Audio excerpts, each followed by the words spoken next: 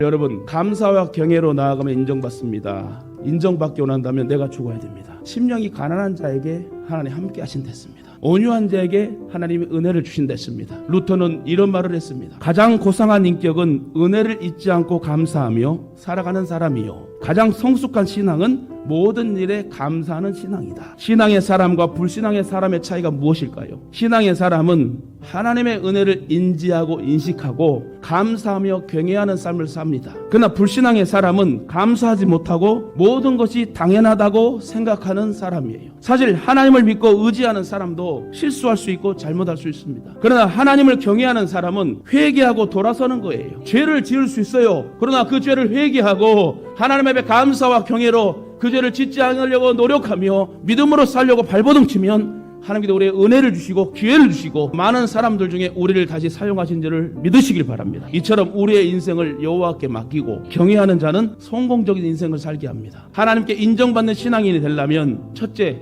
범사에 감사하며 살아야 돼요. 감사할 때 하나님 기뻐하신대요. 감사할 때 모든 사람을 행복하게 만들어줍니다. 또한 많은 사람들에게 또 사랑을 받고 존경을 받게 돼요. 그래서 우리 하나님은 우리에게 범사에 감사하라고 말씀하셨어요. 감사는 하나님이 우리에게 향하신 뜻입니다. 감사는 하나님과 우리를 연결해주는 고리와 같은 역할을 하시죠. 단절된 관계를 연결해주는 역할을 하는 것이 감사래요. 또 감사는 무너진 관계를 회복시키는 능력이 있습니다. 세상에는 세 종류의 사람이 있다고 해요. 기쁜 일이 있어도 감사할 줄 모르는 사람, 또 기쁜 일이 있을 때만 감사하는 사람, 마지막으로 역경 중에서도 여전히 감사하는 사람. 여러분, 역경 중에도 항상 감사하는 습관의 신앙인이 되시길 주님의 이름으로 축원합니다. 가만히 생각해보면 우리에게 감사할 조건이 없는 것이 아니라 감사할 마음이 없는 것이에요. 마음이 있으면 감사할 수 있어요. 데살로니가 전서 5장 18절 보니 범사에 감사하라. 이는 그리스도 예수 안에서 너희를 향하신 하나님의 뜻이니라. 하나님의 말씀에 순종하고 그분의 뜻대로 사는 것이 신앙생활이에요. 감사는 하나님의 뜻대로 사는 신앙생활입니다. 하나님께 인정받는 신앙인이 되길 원한다면 두 번째, 범사에 하나님을 경외하자는 거예요. 범사에 하나님을 경외하며 살아야 되는데, 하나님을 경외한다는 말의 의미는 두려운 마음으로 섬기고 받들고 경배하고 높이고 사랑하고 찬양한다는 거래요. 여러분, 지금까지 어떠한 삶을 살아오셨습니까? 너무나 힘들고 고통스러운 삶을 살아오셨습니까? 그렇다면 지금 주님을 바라보래요. 과연 어떻게 사는 것이 행복이고 성공이고 축복입니까? 하나님을 경외하며 바로 섬기는 가정이 축복의 가정이에요. 예수 없는 성공,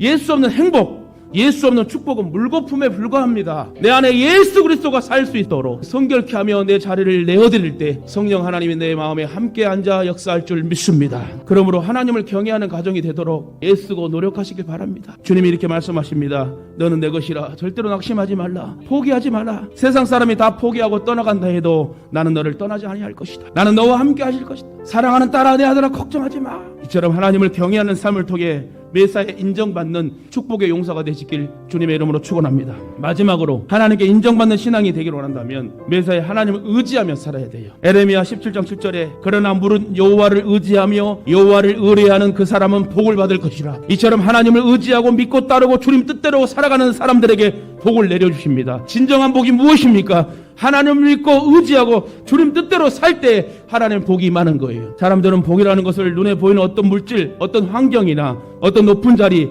세상에서의 인기나 명예를 생각합니다. 그러나 그것은 어느 순간 있다가 사라지는 것들입니다. 그런 것들이 삶의 목적이 되면 안 된다는 거예요. 우리 삶의 진정한 목적은 우리를 창조하신 목적대로 하나님의 영광을 위해 살아야 돼요. 갈라디아 6장 14절에 그러나 내게는 우리 주 예수 그리스도 십자가 외에 결코 자랑할 것이 없느니라. 나를 구원하신, 나를 십자가에 물과피로 쏟으셔 살리신 주님만 자랑하며 사세요. 우리가 매사에 하나님을 의지하고 마음을 감동시키면 하나님께서 우리를 위해 위대한 일을 행하실 줄 믿습니다. 오늘날 우리의 문제가 무엇입니까? 예수를 믿고 나서도 열매를 맺지 않으니까 문제예요. 예수 믿는 사람은 열매를 맺어야 돼요. 그 열매는 여러분 두 눈에 목격돼야 되는 거고 만져져야 되는 거예요. 요한복음 15장 5절에 나는 포도나무요 너희는 가지라. 그가 내 안에 내가 그 안에 거하면 사람이 열매를 많이 맺나니 나를 떠나서는 너희가 아무것도 할 수 없습니다. 그렇습니다. 어떠한 상황에도 주님께 달라붙어서 우리가 주님을 경외하며 감사로 충만하면 주님 주시는 능력으로 말미암아 열매를 많이 맺게 될 줄 믿습니다. 그러므로 저와 여러분이 어떤 환경에도 오직 감사와 경외로 하나님께 나아가 인정받는 신앙인이 되시길 주님의 이름으로 다시금 축원합니다.